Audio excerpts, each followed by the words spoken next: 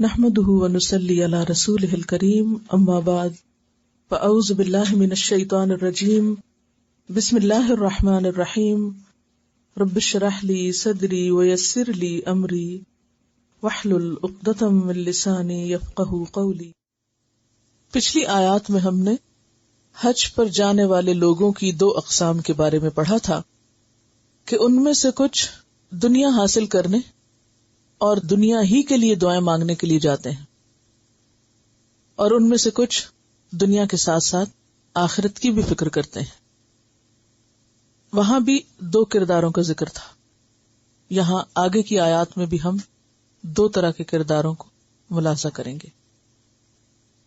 جیسا کہ آپ جانتے ہیں کہ سورۃ البقرہ کے ابتداء میں متقین کافرین کے علاوہ منافقین کا ذکر بھی تھا، اور منافقین بیسیکلی پھر کافرین ہی میں شامل ہو جاتے ہیں، تو تین گروہ بھی دراصل دو ہی بن جاتے ہیں۔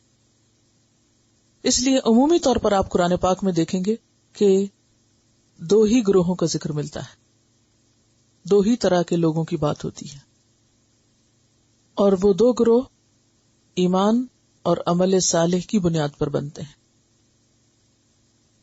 یہاں بھی ہم دیکھتے ہیں کہ پہلے ایک گروہ کا ذکر ہوا، ایک کردار بیان ہوا جو کہ ایک منافقانہ کردار ہے، جس کا طریقہ کیا ہے کہ وہ صرف زبان کی حد تک یا صرف گفتگو سے دوسرے کو خوش کرنا چاہتا ہے، اور دین کے معاملات میں عمل کی بجائے محض زبانی کلامی جمع تفریق سے کام لیتا ہے۔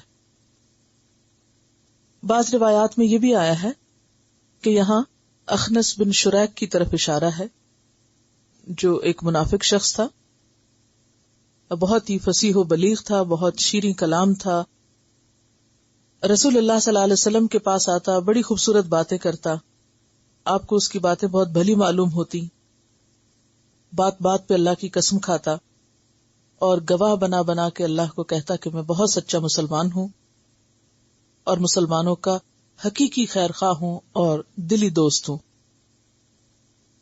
تو اس پر اللہ تعالیٰ نے نبی صلی اللہ علیہ وسلم کو انفارم کیا یا مطلع کیا کہ ایسے شخص کی باتوں میں نہ آئیے، یہ حقیقت میں جو کچھ کہہ رہا ہے وہ کرنے والا نہیں ہے۔ اور ویسے بھی آپ دیکھیں تو انسان جتنی چاہے باتیں کر لے، باتوں سے کوئی چیز نہیں بدلتی، لیکن جب تک عملی طور پر کچھ نہ کیا جائے تو اس وقت تک وہ فائدہ نہیں دیتی۔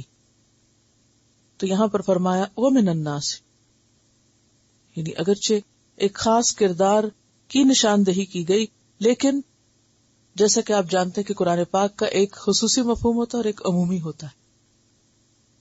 خصوصی کیا ہے کہ خاص شخصیت، اور عمومی کیا ہے کہ کوئی بھی یہاں فٹ ہو سکتا ہے جس کا یہی کردار ہو۔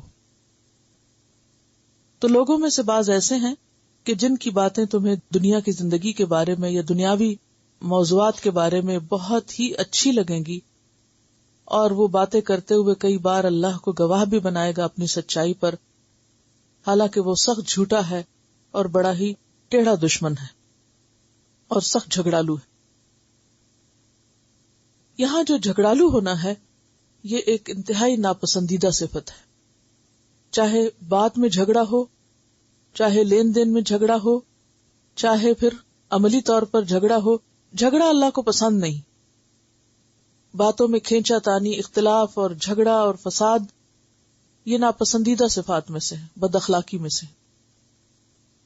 اگر کسی شخص سے اختلاف ہو بھی جائے آپ کا، تو کوشش کیا کرنی چاہیے کہ وہ جھگڑے میں نہ بدلے، جھگڑے کو ختم کرنے کی کوشش کرنی چاہیے، کیونکہ ایسے لوگ جو جھگڑوں کو طول دیں اور جھگڑے پیدا کریں، اللہ تعالیٰ ان سے نفرت کرتا ہے۔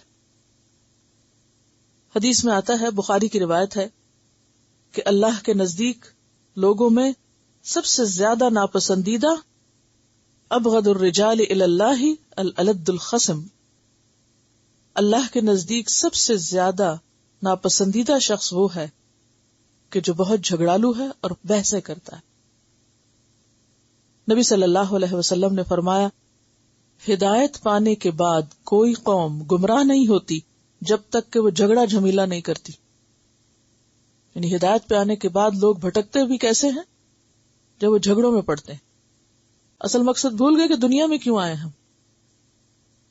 اسی طرح ذاتی، انفرادی اور گھریلو سطح پر آپ دیکھ لیں، چاہے شوہر بیوی کا معاملہ ہو یا ماں باپ اور بچوں کا معاملہ ہو، شیطان کی کوشش کیا رہتی؟